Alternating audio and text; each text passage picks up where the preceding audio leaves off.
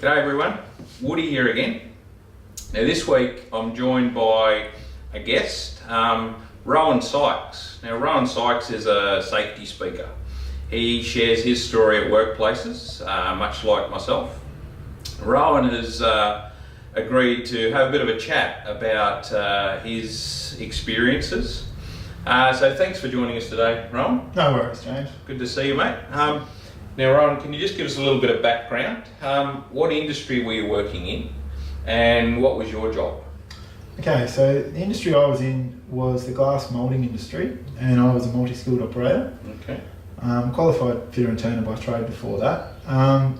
But the role essentially was to maintain the machines, Yep. so the maintenance of the machines, Yep. and that would help maximise the production. Yep. And can you tell us, did you like your job?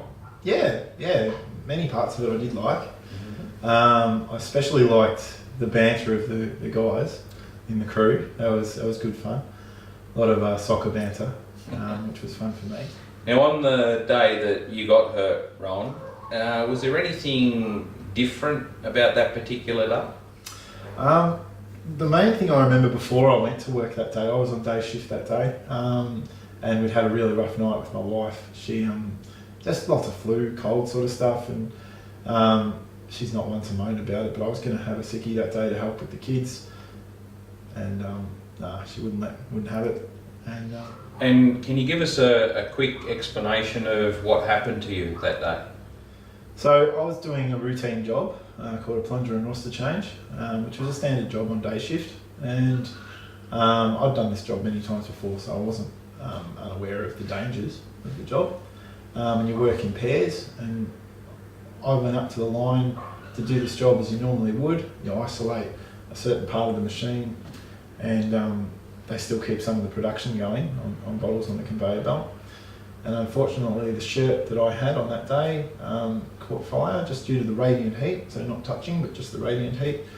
And initially, I went to grab a high-pressure water hose, which are hanging all around the factory, and to my detriment, when I needed it, there was nothing coming out of the hose. So, yeah.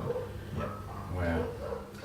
And what exactly were your injuries?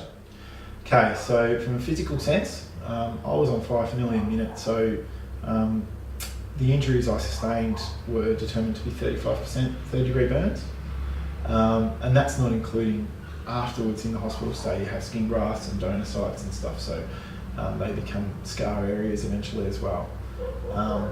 So that's from a physical sense. I also contracted DVTs in hospital as well, from a physical sense as well. So it's a lifelong legacy of having edema in my calves and stuff like that. And also, I can't forget the psychological trauma and PTSD and stuff like that goes with having an injury such as this. And what happened immediately after your accident? So at that point, when I was eventually put out, they had some high pressure water hoses on me that they'd got from another area of the factory where the water was working. And an ambulance turned up pretty quickly, about 10 minutes after my accident. And they loaded me up, and as they were taking me out, they put me in an induced coma and stuck one of those intubating tubes in me, and I don't remember anything after that. And how long were you in hospital for? I was in hospital for that first time for nearly 7 weeks. So about a year on, I had a second round where I had another operation locally in Geelong, where I was in hospital for another week for that operation. But yeah, so I suppose 8 weeks in total. And Rohan, you mentioned your immediate family. Can you just give us an idea of who else was impacted by you getting hurt? Yeah, the main other groups of people would be my workmates, who I've even seen them within the last 6 months, and some of them, they're just shaking. They're really jittery to talk to, and yeah, they still get counselling, and they're still obviously quite traumatised by what they witnessed that day. And to some of them, the fact that they weren't able to grab a fire blanket or grab something to help me in that situation, they were in shock and panic, would be hard to live with for them too. Now it's been a while since your accident, Rohan. Can you just give us a bit of an idea of some of the ongoing impacts that it's... From a personal point of view, my sporting career finished. I was a sporting career captain coach at that point of a local club in Geelong, so that immediately stopped, and those friendships are quite strained and stuff now. I don't see those guys so much now, which is a bit sad. It just ranges, like I've said, family, workmates, those relationships aren't really as much there as they could be too. Thanks, Rohan. Look, I really appreciate you spending a bit of time with us today. Maybe just to finish up, can you just give us one key message that you try and get across when you do share your story at a workplace? Across to people.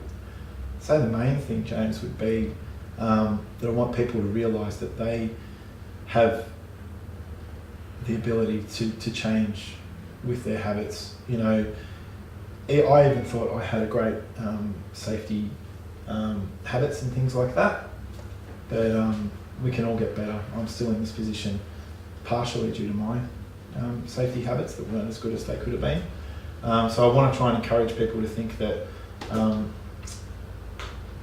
you can make a difference with the choices you make, whether that's to yourself or to others, and it'll have such an impact on your family and their families and their workmates.